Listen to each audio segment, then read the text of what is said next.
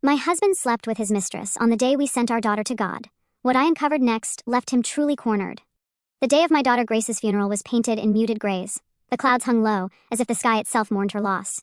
I stood at the edge of her grave, the weight of my sorrow pressing down on me, making it hard to breathe. My little girl, my sweet Grace, was gone, and with her, a piece of my soul had been buried too. Friends and family murmured condolences, their voices barely penetrating the haze of my grief. But I noticed one thing above all, the empty space beside me. Marcus wasn't there. When the last shovelful of earth was laid, I couldn't feel anything but numbness. The service was over, but my nightmare wasn't. As I walked to the car, my phone buzzed in my pocket. For a moment, I thought it might be Marcus, finally reaching out to explain why he wasn't at his own daughter's funeral. Instead, it was a text message. Important meeting. I'll call you later. My hands shook as I stared at the screen. The audacity of those words made my blood boil. But it wasn't just the message. It was the small detail beneath it, the location tag. The text hadn't come from a conference room or an office building. It had come from a luxury beach resort. My vision blurred, not with tears this time, but with pure, unadulterated rage. Marcus wasn't in a meeting. He wasn't mourning. He was relaxing in paradise while I stood at our daughter's grave. I closed my eyes, clutching the phone tightly as memories flooded back. The weeks leading up to Grace's death, the arguments, the cold distance that had crept into our marriage. He had grown increasingly distant, his excuses piling up like bricks in a wall between us. Business trips, late-night meetings, vague mentions of stress. I had been too focused on Grace and her illness to question him, but now everything fell into place. Marcus's absence wasn't just physical, it was emotional. Even in her final days when Grace needed him most, he had found reasons not to be there. I remembered the nights I stayed by her bedside, holding her fragile hand as she fought for every breath. I had begged Marcus to come home from one of his supposed trips, to be with her, to be with us. He had promised, but he never showed up. I shook my head, trying to push those memories aside, but they clung to me like a shadow. My grief was still fresh, raw, and bleeding, but something new was stirring within me. Beneath the pain was a spark of anger, growing hotter with every passing second. How dare he abandon us like this? How dare he lie to me, to our family, while our daughter's memory was barely cold? Sitting in the car, I stared at his message again. I'll call you later. The casual tone, the lack of urgency. It was as if Grace's death was just another inconvenience in his carefully curated life. He didn't care. He didn't care about me, about Grace, or about the family we had built together. That was when the spark of anger turned into something much darker.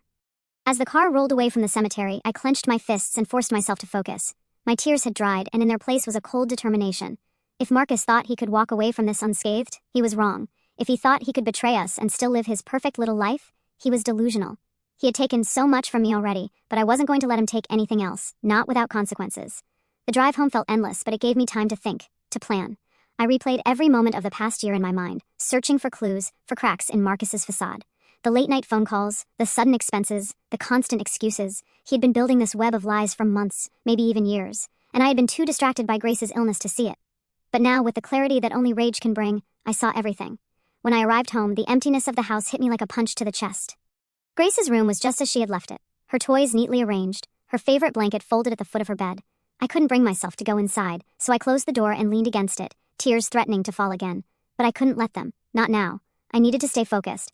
I went to the kitchen and poured myself a glass of water, my hands still trembling as I sipped. I opened my laptop and began searching. Social media profiles, email accounts, bank statements, anything that could confirm what I already knew in my gut. It didn't take long to find the proof. Marcus had been withdrawing large sums of money from our joint account, all while claiming to be cutting back on expenses for Grace's medical bills. There were receipts for 5-star hotels, expensive dinners, and spa treatments, all charged to a credit card I didn't even know he had. And then there were the photos. My heart clenched as I scrolled through his social media, finding carefully curated images of him with a younger woman. Lily, that was her name. She was tagged in nearly every photo, her face glowing with happiness as they lounged by the pool or shared cocktails on the beach. In one image, Marcus was kissing her on the cheek, a wide grin on his face. My stomach churned. I slammed the laptop shut, my breathing heavy. It was worse than I had imagined. He wasn't just unfaithful, he was living an entirely separate life, one where Grace and I didn't exist. My grief turned into a burning fury. Marcus had not only betrayed me but also betrayed Grace. He had chosen his own selfish desires over his family, over his daughter, over everything that should have mattered. I stared at my reflection in the window, my face pale and drawn but my eyes sharp with determination. Marcus thought he had won, that he had escaped the responsibilities of our life together. He thought he could leave me to grieve alone while he basked in the sun with his mistress. But he was wrong. He had underestimated me. As I stood there, a plan began to form in my mind. I didn't just want him to suffer. I wanted to dismantle his entire world, piece by piece. I would take everything he cared about, just as he had taken everything from me. And when I was finished, he would know exactly what it felt like to lose everything. That night, I sat down at the table with a notebook and pen, writing out every detail of my plan. Marcus's lies, his infidelity, his embezzlement. I would expose it all. He thought he was safe, untouchable, but he had no idea what was coming. I cried for my daughter, yes, but now I was going to make Marcus cry for everything he had taken from me.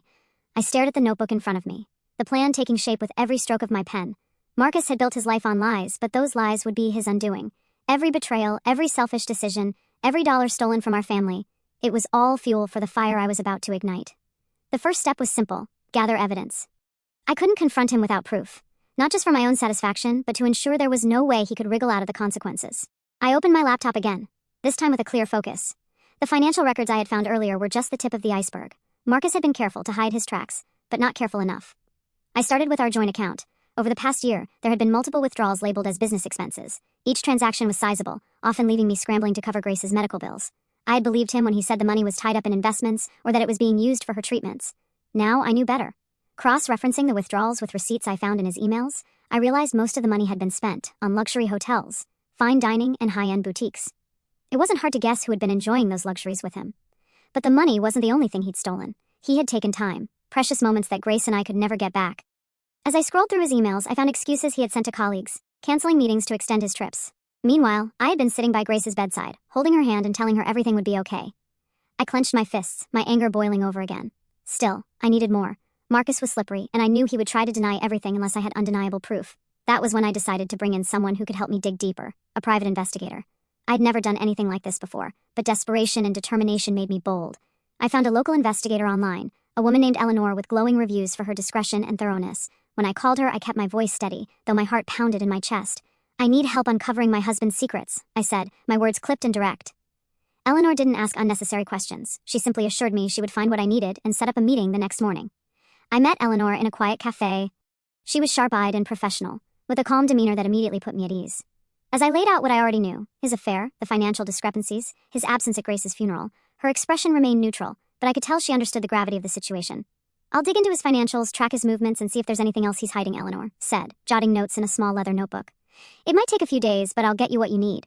"Thank you," I said, my voice soft but resolute. "I want to make sure he pays for everything he's done." Over the next few days, Eleanor kept me updated on her progress.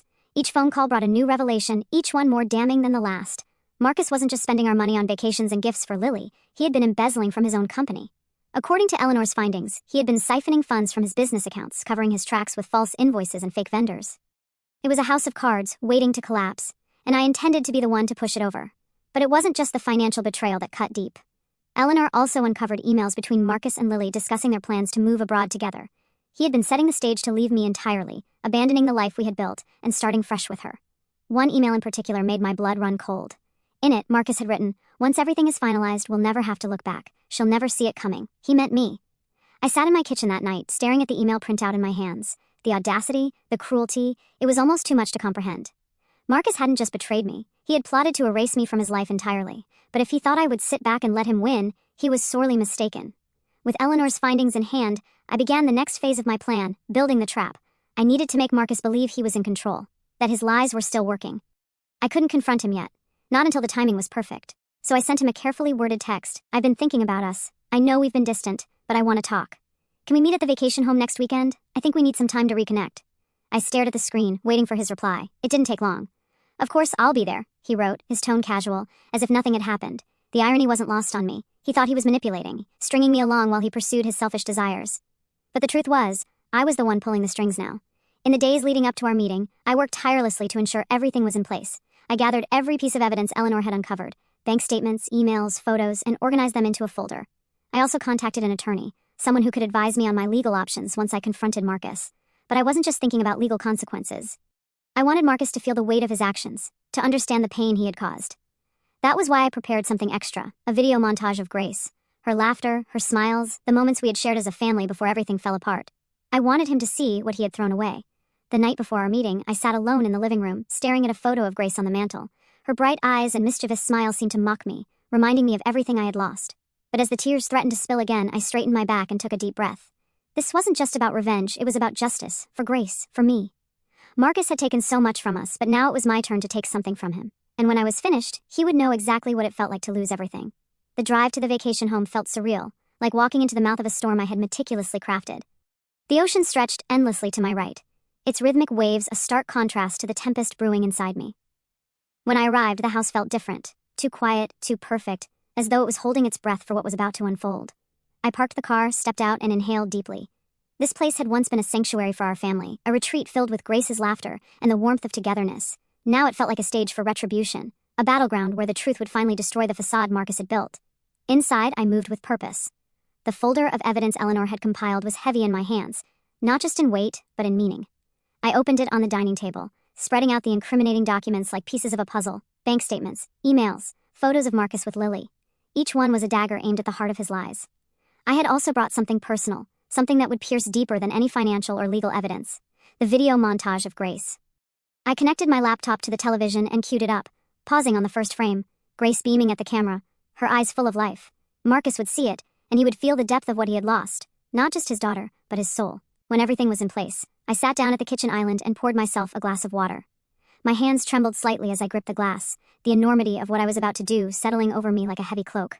This wasn't just about exposing Marcus. It was about reclaiming my power, my dignity, and my voice. The sound of tires crunching on the gravel driveway snapped me out of my thoughts. He was here. Marcus entered the house as if he owned the world, his smile practiced and confident. He carried a small overnight bag and wore a casual linen shirt, the epitome of a man on a carefree vacation. "Hey," he said, his voice warm, as though we were still the happy couple we used to be. I forced a smile, masking the storm inside me. "Hey," I replied, my tone steady. "Thanks for coming. I thought we needed some time to talk." He set his bag down and walked over to me, leaning in to kiss my cheek. I turned my face slightly, letting his kiss land awkwardly near my temple. It was subtle, but he noticed. A flicker of confusion crossed his face, quickly replaced by his usual charm. "You're right," he said, sliding into the chair across from me. "We've been through a lot. I'm glad you reached out." I nodded, folding my hands on the table to keep them from shaking. "I've been doing a lot of thinking," I said, keeping my voice calm. "About us, about Grace, about everything that's happened." Marcus nodded solemnly, as though he had any right to share my grief. "I know it's been hard," he said, his tone dripping with practiced empathy, "but we'll get through this together, I promise." His words were a cruel joke, but I didn't flinch. Instead, I reached for the first piece of evidence, a bank statement showing a series of withdrawals he had labeled as business expenses. I slid it across the table toward him, my movements deliberate. Marcus glanced at the document, his brow furrowing. "What's this?" he asked, his voice carefully neutral. "Just something I found while going through our accounts," I said, tilting my head as though I were genuinely curious. "I noticed some discrepancies. Maybe you can explain them to me." He picked up the statement, his eyes scanning the numbers. For a brief moment, his confident facade faltered. "These are just work expenses," he said, his voice tight. "You know how it is. Travel, meetings, client dinners. It adds up." I leaned forward, my eyes locking onto his. "Client dinners at five-star resorts? Meetings that cost thousands of dollars? Marcus, do you really expect me to believe that?" He opened his mouth to respond, but I didn't give him the chance. I reached for another document, a receipt for a luxury suite at a beach resort, dated the same week Grace had been hospitalized. I placed it on the table, the weight of the truth crashing down between us. "Let me guess," I said, my voice icy. "Another client dinner?" Marcus's jaw tightened, his eyes darting toward the door as though he were already plotting his escape. "I don't know what you're trying to imply," he said, his tone defensive, "but you're clearly upset, and I think we should talk about this later." I laughed, a bitter sound that echoed in the silence of the house. "Later? Like when you're on your next business trip?" "No, Marcus, we're talking about this now." I stood, pushing my chair back with enough force to make it screech against the floor. Walking to the living room, I grabbed the remote and turned on the television. The screen lit up with Grace's smiling face, frozen in the first frame of the video I had prepared. Marcus froze, his eyes fixed on the screen. "What is this?" he asked, his voice barely above a whisper. I pressed play. The video began to roll, showing clips of Grace laughing, playing, and blowing out candles on her birthday cake. Her voice filled the room, bright and full of joy, a stark contrast to the heavy tension between us. Tears welled in my eyes, but I didn't let them fall. I turned to Marcus, my voice trembling with rage. "This is what you missed while you were off with her. This is what you threw away for your selfish desires." He didn't respond. He couldn't. The weight of the video of Grace's absence was too much for even him to deflect. But I wasn't finished. I picked up the final piece of evidence, a printed email from Lily detailing their plans to move abroad together. I slammed it onto the table in front of him. "Were you even going to say goodbye?" I demanded, my voice breaking. "Or were you just going to disappear, leaving me to pick up the pieces while you played house with her?" Marcus's face turned pale, his confidence evaporating like smoke. For the first time, I saw fear in his eyes. He opened his mouth to speak, but no words came out. I stepped closer, my voice low and steady. "You took everything from me, Marcus. My daughter, my trust, my life. And now you're going to pay for it."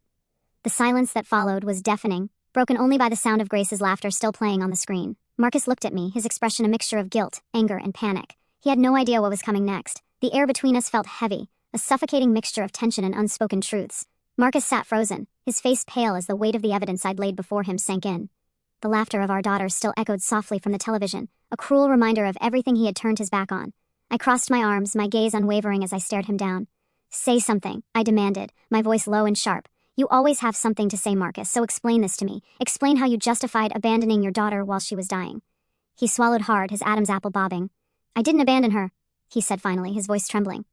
I was working. I was trying to provide for us. Provide for us? I shot back, my tone laced with venom. Is that what you call draining our accounts to fund your vacations and your mistress? Is that what you call leaving me alone to watch Grace die while you were too busy lounging on a beach? His hands clenched into fists on the table, but he didn't meet my eyes. I didn't know it would get this bad, he muttered. I didn't know she would die. You didn't know because you weren't there, Marcus. I finished for him, my voice breaking on the word. You didn't care enough to know. The words hung in the air like a knife between us. For a moment he looked like he might argue, but then his shoulders slumped and he let out a long, shaky breath. I made mistakes, he admitted, his voice barely above a whisper. I wasn't there when I should have been, but you don't understand. I needed an escape. I couldn't handle watching her suffer. I laughed bitterly, shaking my head. You needed an escape? Do you think I didn't? Do you think I didn't cry myself to sleep every night, praying for a miracle, while you were off living your fantasy life? You didn't need an escape, Marcus. You needed an excuse. His jaw tightened, but he said nothing. I stepped closer, grabbing the folder of evidence and pulling out a photo of him and Lily smiling arm in arm on a yacht. I held it up in front of him, my hands trembling with anger. Was she worth it? I demanded. Was she worth losing your daughter, your family, your soul? He flinched, as though I had struck him, his eyes flicking to the photo and then away. It wasn't like that, he said, his voice desperate. I didn't mean for it to go this far, I needed someone who wasn't drowning in grief all the time. The words hit me like a slap to the face. I stared at him, my heart pounding in my chest. Grief, I repeated, my voice shaking. You think I wanted to be drowning in grief? You think I chose this? You're the one who left, Marcus. You're the one who abandoned us. He opened his mouth to respond, but I cut him off, slamming the folder onto the table. Save it, I snapped. I don't care about your excuses because while you were busy playing house with her, I was busy making sure you'll never get away with it. His eyes widened, the first glimmer of real fear flashing across his face. What do you mean? He asked, his voice unsteady. I smiled coldly, reaching into my bag and pulling out a stack of documents. These, I said, dropping them onto the table in front of him, are copies of every fraudulent transaction you made. Every dollar you embezzled from your company. Every cent you stole from us. His hands trembled as he picked up the documents, his eyes scanning the pages. How did you get this? He asked, his voice barely above a whisper. Does it matter? I replied, my tone icy. What matters is that the authorities have them too. I reported you, Marcus. They're probably already building a case. His face went pale, his breathing quickening. You can't do that, he stammered. Do you know what will happen to me? I'll lose everything. You mean like I lost everything? I shot back, my voice rising. Like Grace lost everything because you were too selfish to be there for her? Yes, Marcus. I know exactly what will happen, and I don't care. He stood abruptly, pacing the room as he ran his hands through his hair. You don't understand, he said, his voice frantic. If this gets out, I'll go to prison. My reputation will be ruined. Good, I said simply, crossing my arms. You deserve it. He turned to face me, his expression a mix of anger and desperation. You're just doing this to hurt me, he accused. You're not thinking about the consequences. I stepped closer, my eyes blazing with fury. The consequences? I repeated. You think I'm not thinking about the consequences? Marcus, I have thought about nothing else. Every sleepless night, every tear I've shed, every moment I've spent planning this. I've thought about the consequences, and I'm ready to face them. Are you? He stared at me, his mouth opening and closing as he struggled to find a response. For the first time, he looked truly defeated, the weight of his actions crashing down on him like a tidal wave. But I wasn't finished. I turned back to the television, pausing the video of Grace on her birthday. Look at her, I said, my voice trembling. Look at what you missed. Look at what you threw away. He turned slowly, his eyes locking onto the screen. His shoulders sagged, and for a moment, I thought I saw tears welling in his eyes. I'm sorry, he said, his voice barely audible. I'm so sorry. I shook my head, my heart heavy with anger and grief. It's too late for sorry, Marcus. Sorry doesn't bring Grace back. Sorry doesn't undo the damage you've done. The room fell silent, the only sound the faint hum of the television. Marcus sank into a chair, his head in his hands, while I stood over him, my arms crossed. You thought you could betray me, betray us, and walk away unscathed, I said, my voice steady. But now you know the truth. You can't, and you won't. As the weight of my words settled over him, I felt a strange sense of relief. For the first time in months, I felt like I had reclaimed a piece of myself, a piece of my strength. Marcus had taken so much from me, but he couldn't take this. He couldn't take my power, my voice, my determination. I turned off the television, the room plunging into silence.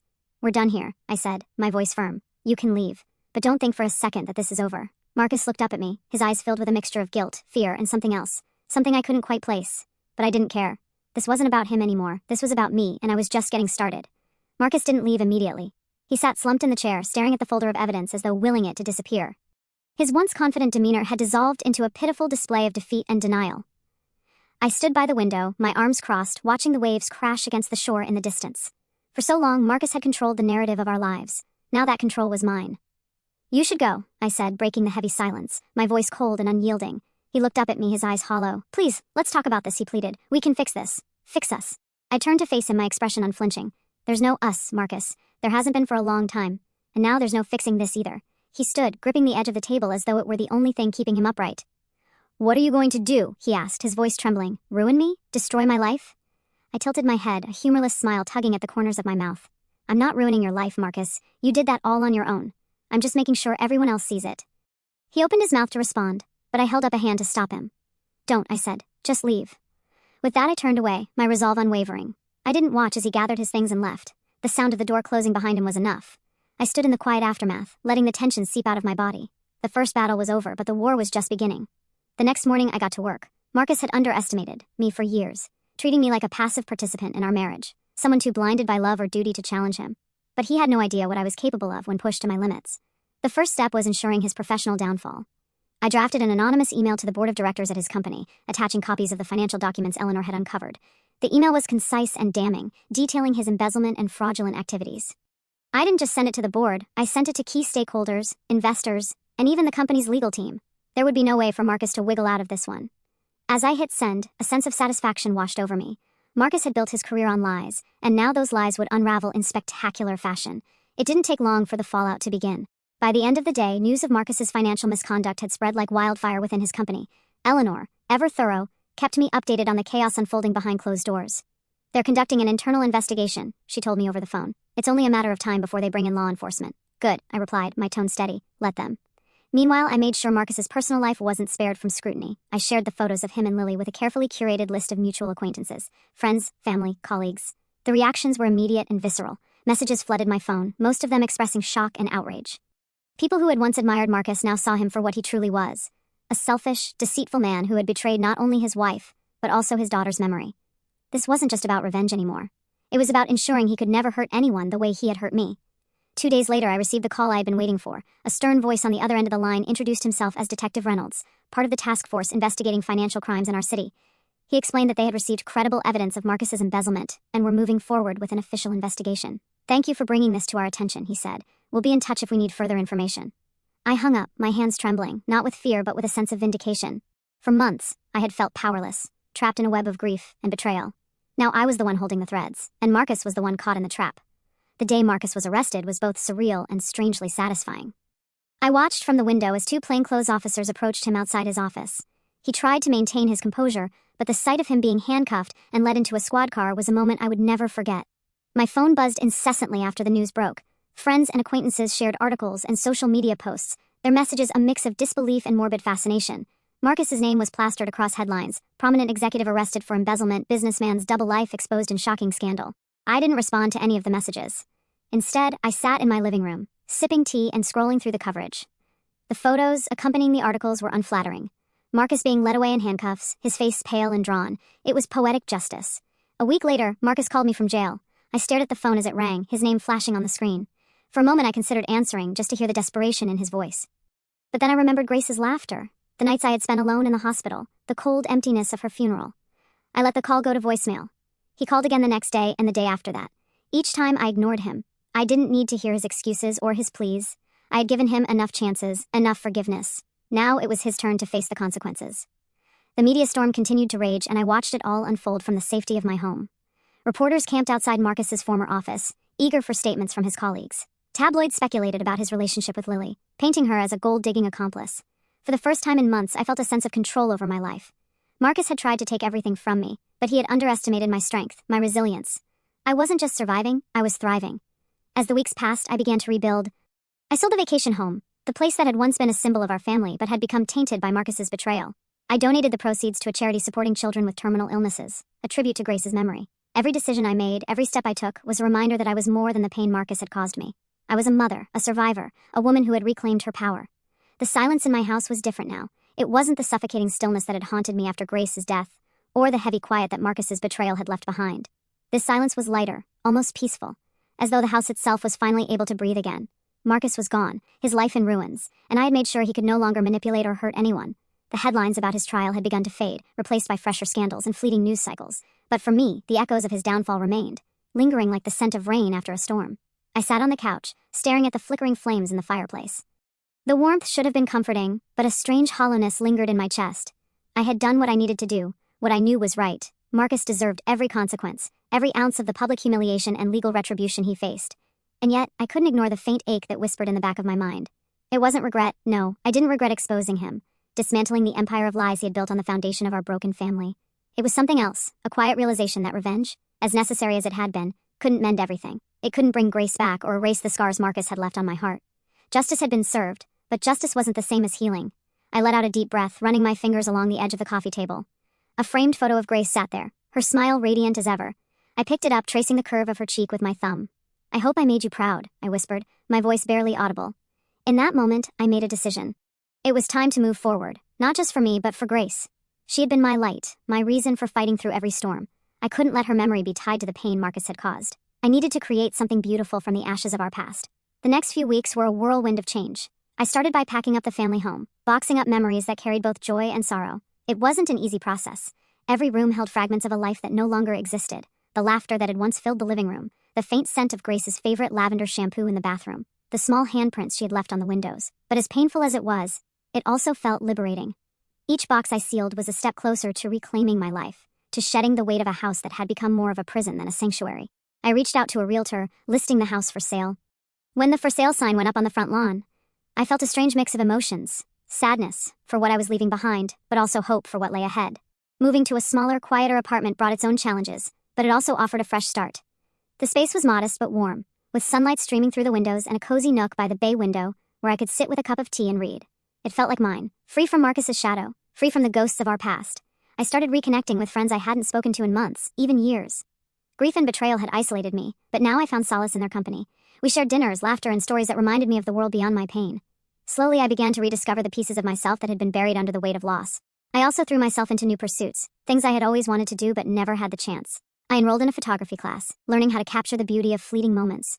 I volunteered at a local children's hospital, reading stories to kids and seeing their faces light up with wonder. These small victories felt like the first steps toward healing, like planting seeds in a garden that had long been barren. One afternoon, as I sat by the bay window with Grace's photo in my hands, an idea began to take shape. I wanted to honor her memory in a way that would bring light to others, just as she had brought light to my life. That's when the Grace Foundation was born. I started small, reaching out to community leaders and organizations for support. The foundation's mission was simple: to provide resources and support for families with children facing terminal illnesses. It was a cause close to my heart, one that allowed me to channel my grief into something meaningful. The first event we organized was a charity walk, and I was overwhelmed by the response. Friends, neighbors, and even strangers came together, their footsteps echoing a shared purpose. As I stood at the starting line, looking out at the sea of faces, I felt an overwhelming sense of gratitude. Grace's memory was alive in every step they took, in every dollar raised to help families in need. The foundation gave me a sense of purpose I hadn't felt in years. It reminded me that love could endure, even in the face of unimaginable loss. Grace's spirit lived on, not just in my heart but in the lives of the families we helped. Despite the progress I had made, there were still moments when the past crept up on me, uninvited. Late at night, when the world was quiet and the shadows grew long, I would find myself thinking of Marcus, not with longing or regret, but with a lingering sense of curiosity. Did he feel remorse for what he had done? Did he ever think of Grace, of the life he had so carelessly thrown away? I would never know, and perhaps that was for the best. Marcus's chapter in my life was closed, sealed shut by the choices he had made. My story was mine to write now, and I wasn't going to let his mistakes define it. One evening, as I sat on the couch flipping through an old photo album, I came across a picture of Grace and me at the beach. She was building a sandcastle, her face scrunched up in concentration, while I knelt beside her, laughing. I smiled, a bittersweet ache blooming in my chest. The memories no longer felt like daggers. They felt like gifts, reminders of the love we had shared. "I miss you every day," I whispered, my voice soft. "But I'm going to be okay, I promise." And for the first time in a long time, I believed it. The days turned into weeks, the weeks into months, and slowly life began to take on a new rhythm. The pain didn't disappear. It never truly would. But it became a part of me, a quiet reminder of where I had been and how far I had come. The Grace Foundation continued to grow, touching more lives than I ever could have imagined. Every success, every family we helped, felt like a small victory for Grace's legacy. As I stood on the stage at our second annual fundraiser, looking out at the crowd of supporters, I felt a sense of peace wash over me. Marcus's name was a distant memory, his presence erased from the life I had rebuilt. This was my story now, a story of resilience, of love, of finding light in the darkest of places. And as I spoke into the microphone, my voice steady and strong, I knew that Grace was with me, her light guiding me forward. The envelope sat on my kitchen table, an unassuming piece of paper that carried the weight of everything I thought I had left behind. My name was scrolled across the front in Marcus's familiar handwriting, shaky but unmistakable. It had arrived earlier that day, forwarded from the old address. For hours I had ignored it, leaving it unopened while I went about my day. But now, as the house settled into its nightly stillness, I found myself staring at it, unable to look away. I didn't want to read it. Whatever Marcus had to say, it wouldn't undo the pain he'd caused or the choices he'd made. But something about the letter felt different. Heavier. It wasn't just an attempt to justify himself. I could feel that even before breaking the seal. Finally, with trembling fingers, I picked it up and tore it open. The paper inside was creased, the words written in a hurried, uneven hand. I took a deep breath and began to read. Dear narrator's name, I don't know if you'll read this. Part of me hopes you don't, because I don't deserve to have my words heard by you. But if you are reading this, I need you to know I'm sorry for everything. I've spent every day in here thinking about Grace, about you, about what I did to both of you. There are no excuses for my actions, no words that can erase the pain I caused. I know that now, but there's something I've been carrying for so long, something I need to tell you, even if it doesn't change anything. The night Grace died, I was on a plane, you probably remember, one of my so-called business trips. What you don't know is that I wasn't just running away from my responsibilities. I was running from the truth. Before I left, I'd had a conversation with her doctor. He told me Grace's condition was worsening, that her chances of survival were slim. I couldn't handle it. I couldn't handle the thought of losing her, of watching her suffer, of failing her as a father, so I ran. I boarded that plane and left you to face it all alone. But there's something else. I found out weeks later, after it was too late, that there had been an experimental treatment available. It wasn't a guarantee, but it could have been a chance. I didn't tell you because I didn't want you to have false hope. But now I realize the truth. I didn't tell you because I was afraid. Afraid of hope, afraid of losing her even after trying everything. I failed Grace, I failed you, and I will live with that for the rest of my life. I don't expect forgiveness. I don't even expect a response. But I needed to tell you this. I needed you to know the truth. Yours, Marcus. The letter slipped from my hands and fluttered to the table. For a moment, I couldn't breathe. My chest felt tight, my heart pounding in my ears. The words on the page blurred as tears filled my eyes, spilling over before I could stop them. An experimental treatment, a chance, however slim, that Grace could have survived. And Marcus had kept it from me. I felt like the ground had been ripped out from under me. My grief for Grace, which I thought I had learned to live with, surged back with a vengeance. All this time I had believed I'd done everything I could for her, that I had fought with everything I had, but now I wasn't so sure. For hours I sat in silence, the letter a constant presence on the table in front of me. My emotions were a tangled mess: rage, sorrow, guilt, even pity. Marcus's words had reopened wounds I thought had healed, forcing me to confront questions I didn't want to ask. Had I failed Grace? Could I have done more if I'd known about the treatment? And what about Marcus? Did his confession change anything about the man he had become? I wanted to hate him. I wanted to throw the letter into the fire and let it burn along with every memory of him. But as much as I wanted to, I couldn't. His words, his guilt, they were real. For the first time, I saw Marcus not as the villain I had painted him to be, but as a deeply flawed, broken man who had made terrible choices out of fear and weakness. That realization didn't excuse him. It didn't erase the pain he had caused or the lives he had destroyed, but it made him human, and that made my feelings all the more complicated. The next morning, I went for a walk, hoping the crisp air and the sound of birdsong would help clear my mind. The letter was still fresh in my thoughts, its words echoing with every step I took. By the time I returned home, I had made a decision. I wasn't going to write back. There was nothing I could say that would bring Grace back or change the past. But I wasn't going to ignore the letter either. I needed to confront it, to face the truth it held, even if it meant reopening old wounds. That evening, I sat down with my journal, the one I had started after Grace's death but had abandoned in the chaos of Marcus's downfall. I wrote down everything I was feeling, every thought and memory the letter had stirred. I wrote about Grace, about her laughter, her strength, about the love that had filled our lives even in the darkest moments. And I wrote about Marcus, about his betrayal, his weakness, and the pain he had caused, but also about his confession, about the weight of his guilt and the humanity it revealed. By the time I finished, the pages were filled with raw, unfiltered emotions. I closed the journal and sat back, feeling a strange sense of release. For the first time, I wasn't holding it all inside. I was letting it out, letting it go. In the weeks that followed, I continued to reflect on the letter and what it meant for my journey forward. I didn't forgive Marcus, not entirely, but I also didn't let his actions define me. The choices he had made were his burden to bear, not mine. Instead, I focused on Grace, on the light she had brought into my life and the love that would never fade. I channeled my energy into the Grace Foundation, ensuring that other families would have the resources and support they needed to fight for their children. And slowly, I began to heal. Not just from Marcus's betrayal, but from the lingering guilt and grief that had weighed me down for so long. The past would always be a part of me, but it no longer controlled me. One evening, as I sat by the bay window with a cup of tea, I looked out at the setting sun and felt a sense of peace I hadn't known in years. Grace's photo sat on the table beside me, her smile a constant reminder of the love that had carried me through the storm. "I hope you're proud of me," I whispered, my voice soft. And for the first time, I believed she was. The decision to visit Marcus wasn't easy.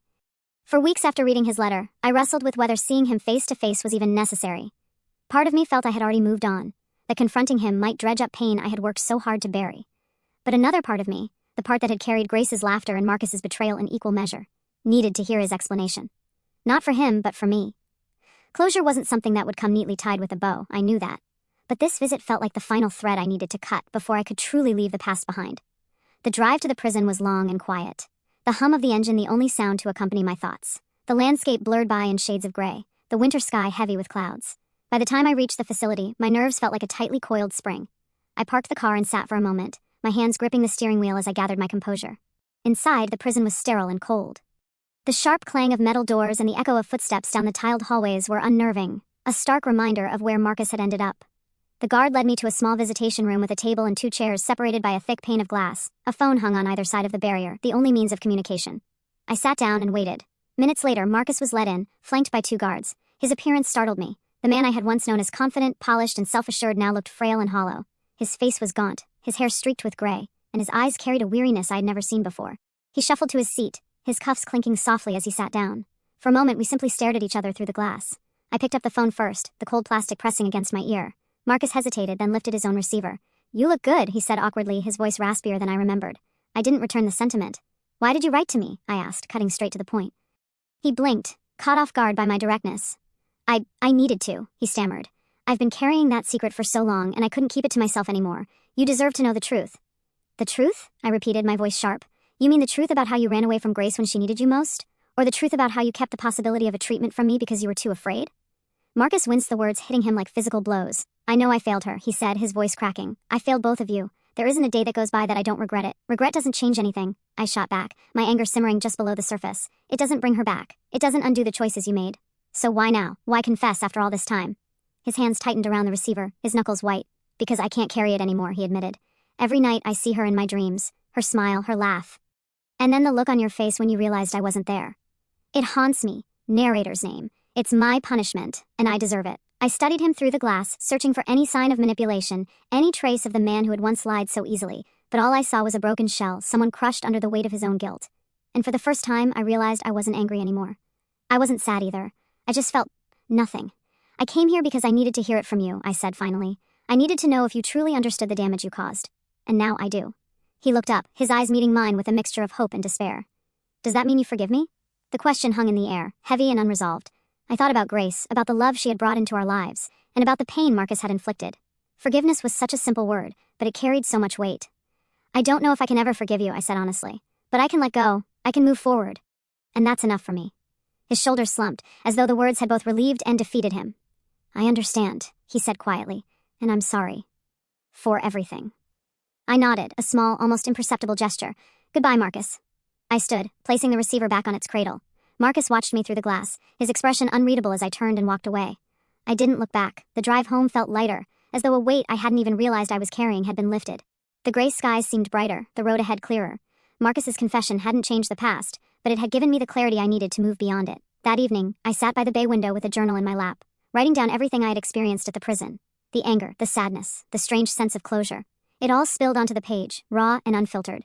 When I finished, I closed the journal and placed it on the table beside Grace's photo.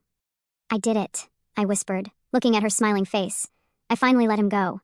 The room was quiet, save for the soft hum of the heater, but in that silence, I felt Grace's presence, her warmth filling the space around me. And for the first time in years, I felt truly free. The next morning, I woke up with a sense of peace I hadn't felt in a long time. The memories of Marcus's betrayal and Grace's loss were still there, but they no longer consumed me. They were a part of my story, yes, but they didn't define it. I poured myself a cup of coffee and sat by the window, watching the sunlight dance across the floor.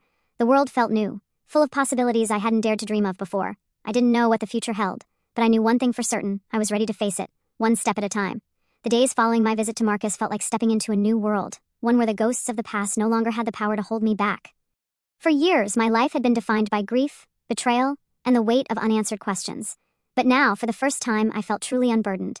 The confrontation had been my final act of closure, and as I walked away from that prison, I knew I had left more than just Marcus behind. I had left behind the guilt, the anger, and the what-ifs that had haunted me for so long. Back at home, I decided it was time to create a physical representation of my emotional shift. I spent a weekend organizing every corner of my apartment, sorting through boxes that had remained unopened since my move. It was a therapeutic process, one that allowed me to confront the pieces of my past I had been avoiding. I started with Grace's belongings, her toys, her clothes, her books.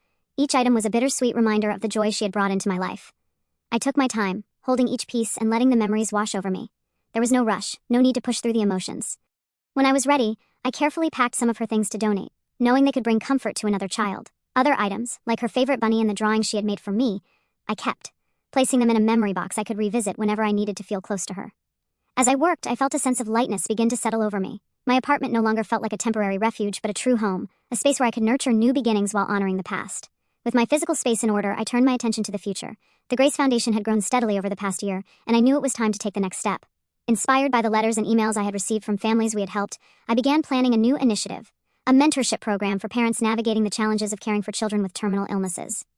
The idea filled me with a renewed sense of purpose. I reached out to volunteers, healthcare professionals, and community leaders, building a network of support that would allow the program to thrive.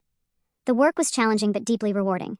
Each small success was a reminder of why I had started the foundation in the first place. Grace's memory wasn't just alive, it was making a difference in the lives of so many. Outside of my work with the foundation, I began exploring other passions I had put on hold for too long. Photography, which had once been a hobby, became a source of creative fulfillment. I started taking my camera on long walks, capturing the beauty of everyday moments, the golden light of sunset filtering through trees, the laughter of children playing in the park, the intricate details of a flower in bloom. Each photo felt like a celebration of life, a way of seeing the world through Grace's eyes. One of my favorite projects was creating a photo journal dedicated to her memory. I filled it with images that reminded me of her: soft pastel skies, butterflies dancing among wildflowers, and the sparkle of sunlight on water.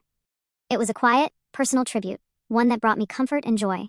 As I opened myself to new experiences, I found that people began to re-enter my life in unexpected ways. Old friends who had drifted away during my darkest days reached out, their presence a reminder of the connections I had once cherished. New friendships blossomed as well, born from shared interests and a mutual desire to build something meaningful.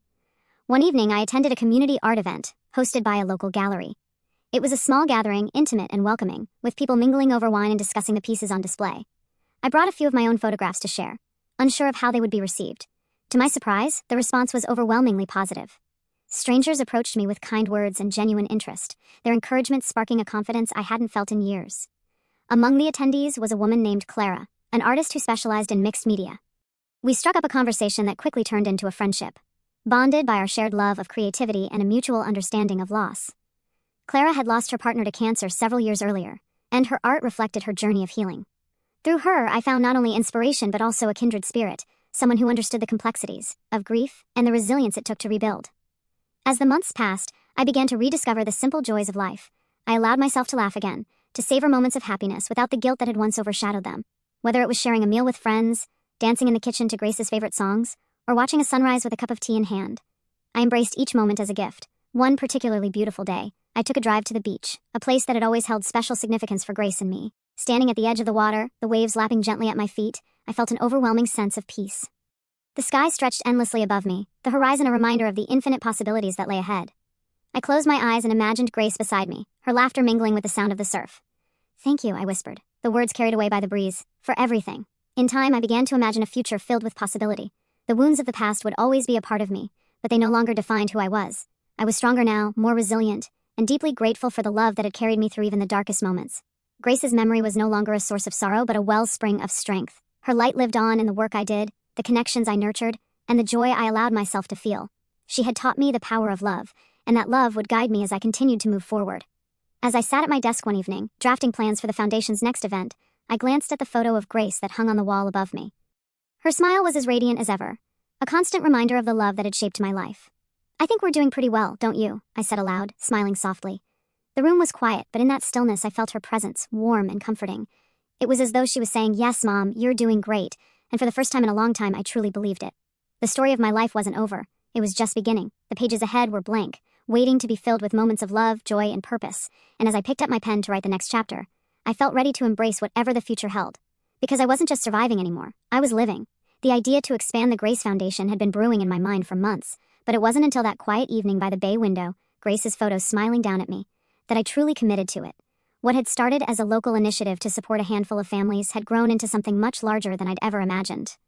And yet I knew there was more to be done. More lives to touch, more families to help, more love to share in Grace's name. The next morning, I dove into the work with a renewed sense of purpose. My first step was to assemble a team, a group of people as passionate about the foundation's mission as I was. Clara, my friend from the art event, became my first recruit.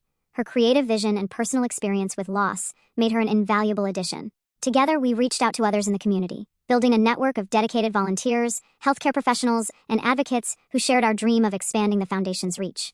With the team in place, I turned my attention to securing the funding we would need to grow. I drafted grant proposals, scheduled meetings with potential donors, and hosted fundraising events that combined creativity with purpose. One event, a gallery showcase featuring art and photography inspired by the stories of the families we'd helped, was a resounding success. People from all walks of life came to support the cause, their generosity and compassion a testament to the power of community. As the donations poured in, I felt a sense of validation that went beyond the financial. This wasn't just about raising money, it was about raising awareness, about showing people the importance of the work we were doing. Each dollar meant another family could receive the support they needed, another child could experience joy in the midst of hardship, another piece of Grace's legacy could come to life. The turning point came when the foundation achieved a high-profile success story. A single mother named Erica, whose son Jonah was battling a rare form of cancer, had come to us in desperation. She had exhausted every resource, every ounce of strength, trying to give Jonah the care he needed. The foundation stepped in, providing financial assistance for his treatments and emotional support for Erica through our mentorship program. Months later, Jonah's treatment led to a miraculous recovery. His story was picked up by a local news station, and soon it spread like wildfire. Reporters called, asking about the foundation's role in Jonah's journey. Invitations to speak at events and conferences flooded my inbox. Overnight, the Grace Foundation became a symbol of hope and resilience. Its name synonymous with the kind of love and compassion Grace had embodied. The recognition brought new opportunities. Corporations offered sponsorships, prominent figures reached out to collaborate, and organizations across the country expressed interest in partnering with us. It was overwhelming, but it was also exhilarating. For the first time, I saw the possibility of taking the foundation national, a dream I hadn't dared to articulate until now. As the foundation grew, so did my sense of fulfillment. The work was demanding, often exhausting, but it gave my life a purpose I hadn't felt since Grace was alive. Each family we helped, each life we touched, felt like another way to keep her memory alive. She wasn't just a part of my past, she was a part of everything we were building. One evening, after a particularly long day, I sat in the office, reviewing a stack of thank you letters from families we had supported. Each letter told a story of gratitude and resilience, of lives changed by the foundation's work. As I read them, I felt tears prick my eyes, not of sadness but of profound joy. This was Grace's legacy. This was her light shining through the darkness. The national expansion of the foundation brought new challenges, but it also brought new rewards. We opened branches in cities across the country, each one staffed by passionate individuals who believed in our mission. We developed programs tailored to the unique needs of different communities, ensuring that no family would feel forgotten or unsupported. At one of our national conferences, I stood on stage in front of hundreds of supporters, sharing the story of how the foundation had come to be. As I spoke about Grace, her strength, her kindness, her unwavering spirit, I saw tears in the eyes of the audience. Her story had touched them, just as it had touched me. And in that moment, I realized that Grace wasn't just my daughter. She was a symbol of hope for everyone in that room. In the quieter moments, I often found myself reflecting on how far I had come. The woman who had once felt broken and lost was now a leader, an advocate, a builder of something greater than herself. The pain of the past hadn't disappeared, but it had transformed, becoming a source of strength rather than sorrow. Marcus's betrayal and Grace's loss were chapters in my story, but they weren't the whole story. The pages I was writing now were filled with love, purpose, and the unshakable belief that even the darkest moments could lead to something beautiful. One sunny afternoon, I visited a new playground the foundation had funded in Grace's name. The laughter of children filled the air as they ran across the bright, colorful structures. A plaque near the entrance read, "In loving memory of Grace, a light that shines forever." I sat on a nearby bench, watching the children play, and felt a deep sense of peace. This was what Grace would have wanted, a world where joy and love outweighed the pain, where her light could guide others even in her absence. A little girl with curly hair and a wide smile ran up to me, holding out a flower she had picked from the grass. "This is for you," she said, her voice sweet and earnest. I took the flower, my heart swelling with gratitude. "Thank you," I said, smiling down at her as she ran back to join her friends. I held the flower to my chest, feeling Grace's presence in the laughter and sunshine around me. She was with me in every step I took, in every life the foundation touched, in every moment of joy I allowed myself to feel. The story of my life had taken twists and turns I never could have predicted. It had been filled with heartbreak and loss, but also with love and resilience. And through it all, Grace had been my guiding star, her memory a constant reminder of the strength we carry within us. As I walked away from the playground that day, I felt a sense of completeness I hadn't known before. Grace's legacy wasn't just a foundation or a playground or a name on a plaque. It was a living, breathing force, a testament to the power of love to overcome even the deepest pain. This was my new beginning, my purpose, my joy. And it was all because of Grace.